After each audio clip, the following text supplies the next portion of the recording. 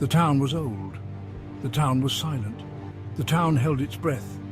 Even the wind didn't dare to blow too hard. It was the kind of town where secrets whispered on the breeze.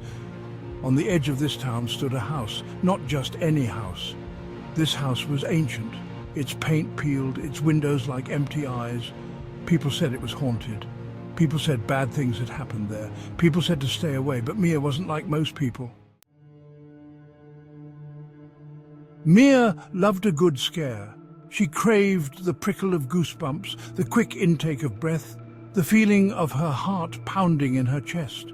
So when her friends dared her to enter the old house, she didn't hesitate. "You won't last 5 minutes," sneered Jake, his face pale in the fading light. "No one ever does." Mia just grinned, her eyes sparkling with mischief. "See you soon," she called back, already halfway up the creaking porch steps. The old door groaned as she pushed it open, as if warning her back. Mia stepped inside. Dust motes danced in the air, catching the faint rays of sunlight that snuck through cracks in the boarded-up windows. The air hung heavy, thick with the smell of decay and something else, something undefinable and unsettling. Mia wandered through the rooms, each one emptier and more desolate than the last. Then she saw it. In the corner of what was once a grand living room stood a mirror. It was surprisingly clean, its surface gleaming despite the layers of dust covering everything else. Mia took a step closer, her reflection staring back at her. But there was something wrong. Her reflection wasn't right. It was twisted, her own face contorted in an expression of anguish and fear. Before Mia could turn away, the reflection in the mirror reached out, its hand a grotesque, elongated thing that shouldn't have been possible. Cold, clammy fingers wrapped around her wrist, their touch sending a jolt of terror through her. She screamed, pulling back with all her might, but the grip was too strong. The reflection, no longer a reflection at all, but a horrifying entity of its own, began to pull her in. "Help!" she cried, her voice hoarse with terror, echoing in the silence of the house. She thrashed, kicking her legs, desperately trying to break free. With a final desperate yank, she ripped her arm away, the skin raw and burning where the creature had held her. Stumbling, she ran, her heart pounding a frantic tattoo against her ribs. She didn't stop running until she burst out of the house and into the relative safety of the twilight. Section 5. Nightmares and Whispers. Mia didn't tell anyone what she had seen. Who would believe her? But the memory lingered, a dark stain on her thoughts.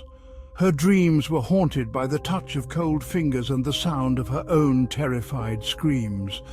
And then there were the whispers. At first, she thought she was imagining it, the faint murmur of voices just on the edge of hearing. But they grew stronger, more insistent, following her everywhere she went. "Mia," they whispered, their voices cold and mournful. "Come back, Mia." The whispers followed her to school, to the dinner table, even into the supposed safety of her own room. Everywhere she went, the whispers found her. Section 6. A rescue mission. Mia couldn't take it anymore. She knew she had to go back. She had to face her fears. And this time she wouldn't face them alone. She told her friends, her voice trembling as she recounted her terrifying experience. To her surprise, they believed her. They had seen the change in her, the fear that haunted her eyes. They agreed to go back with her. Armed with flashlights and a growing sense of dread, they returned to the house. The setting sun cast long, eerie shadows across the overgrown lawn, and the wind moaned through the trees, sounding like mournful cries. The house loomed before them, more menacing than ever.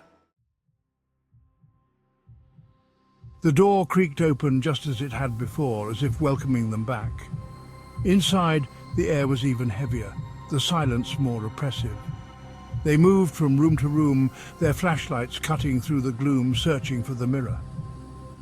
"Are you sure this is the right place?" asked Jake, his voice tight with apprehension. "It all looks the same." Mia's heart sank. He was right. The room seemed to shift and change, the layout unfamiliar. And then, one by one, her friends started to disappear. One moment they were there, the next gone, vanished without a trace.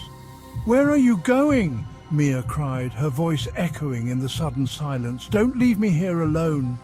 But there was no answer, only the echo of her own voice and the feeling of icy dread creeping up her spine.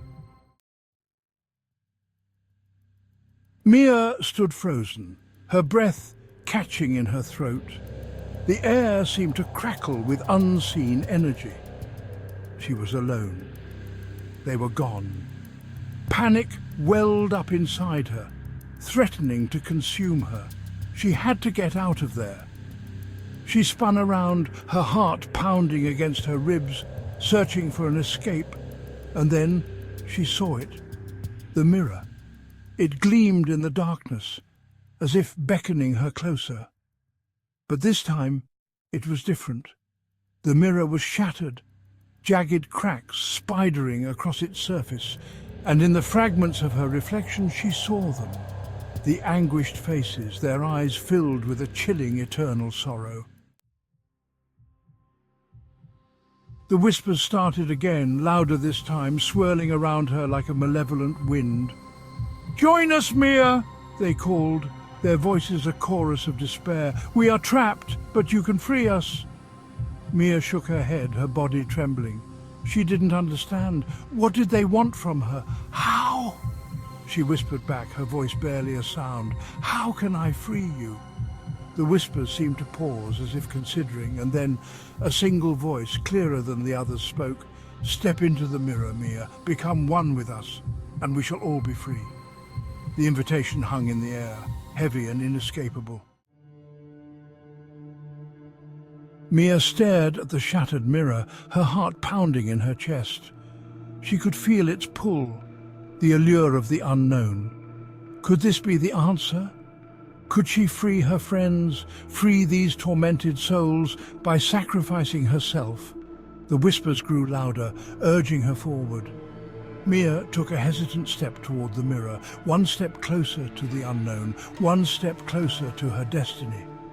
Would she escape the fate that had befallen her friends, or would she become another lost soul, forever trapped within the mirror's haunted depths?